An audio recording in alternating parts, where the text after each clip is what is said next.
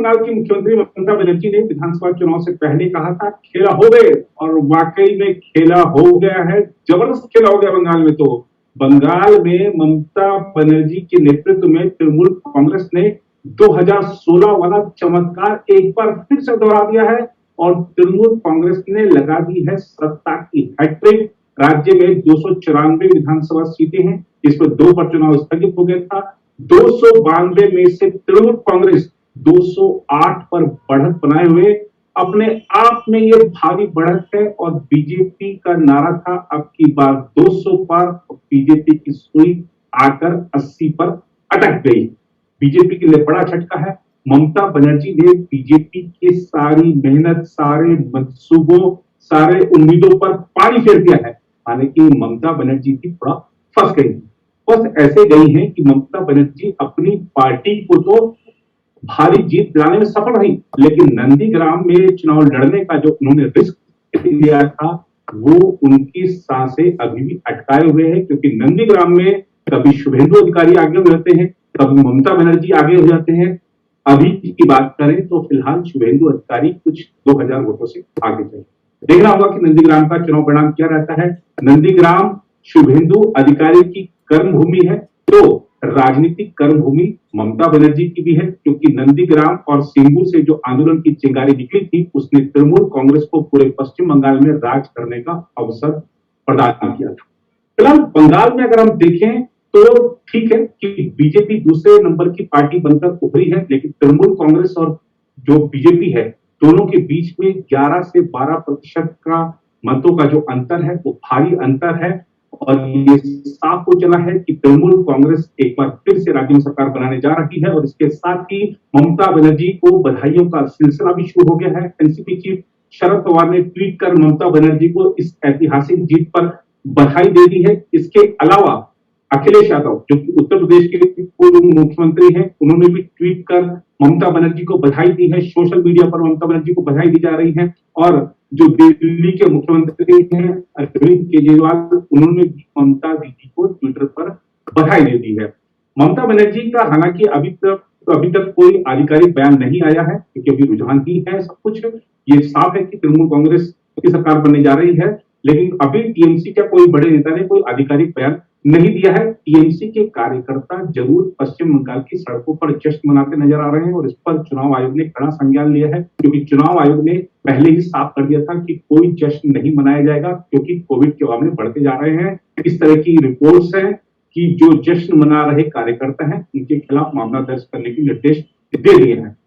इस बार का जो चुनाव परिणाम है थोड़ा सा देरी के से आएगा, क्योंकि इस बार 17 चरण की बजाय 27 चरण है मतगणना के। चुनाव आयोग की तरफ से एक बड़ा फैसला किया गया है कि 6 बजे एक प्रेस कॉन्फ्रेंस की जाएगी, उसमें अब तक की मतगणना के बारे में बताया जाएगा। मतगणना का काम थोड़ा सा धीरे चल रहा है। बिहार की तरफ हमने देखा था किस तरह से बिहार में भी कोविड प्रोटोकॉल्स लागू थे बिहार विधानसभा चुनाव के समय, तो उसी तरीके से इस बार भी कोविड प्रोटोकॉल्स को पालन करते हुए मतगणना का काम चल रहा है, क्योंकि स्टाफ थोड़ा कम लगाया गया है।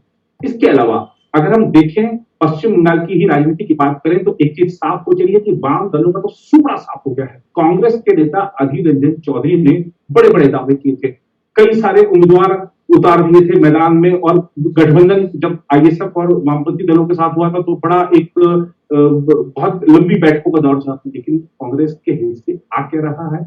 अभी 2 सीटों पर कांग्रेस आगे चल रही है। जहां तक बीजेपी की बात है तो माना जा रहा है कि बीजेपी को इस बात का बड़ा नुकसान हुआ है, क्योंकि बंगाल में उसके पास कोई चेहरा नहीं था, और वाकई में ऐसा लगता है।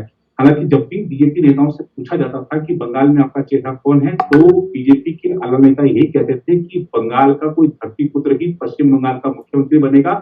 और जब तृणमूल कांग्रेस ने ममता बनर्जी को बंगाल की बेटी बताते हुए उनका पोस्टर जारी किया था, तो बीजेपी ने भी अपनी महिला नेताओं की तस्वीरों वाला पोस्टर जारी कर दिया था, लेकिन कोई एक नाम नहीं बताया था। उसका खामियाजा बीजेपी को उठाना पड़ा है, क्योंकि बंगाल की जनता ये जानती थी कि ठीक है बीजेपी ने ममता बनर्जी के सामने नरेंद्र मोदी को लाकर खड़ा कर दिया है। नरेंद्र मोदी प्रधानमंत्री हैं और वो पश्चिम बंगाल के मुख्यमंत्री बनने वाले नहीं है।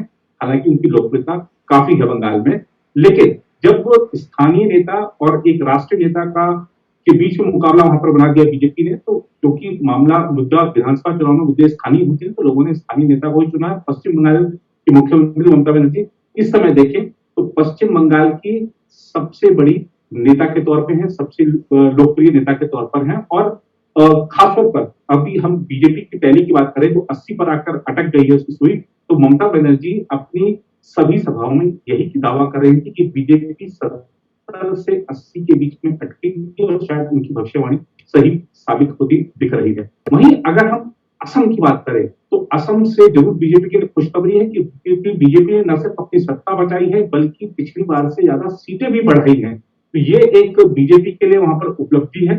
हालांकि देखना होगा कि मुख्यमंत्री सर्बानंद सोनोवाल ही बनते हैं या हिमंत बिस्वा शर्मा बनते हैं, क्योंकि बीजेपी ने मुख्यमंत्री उम्मीदवार बिना घोषित किए असम में भी चुनाव लड़ा था।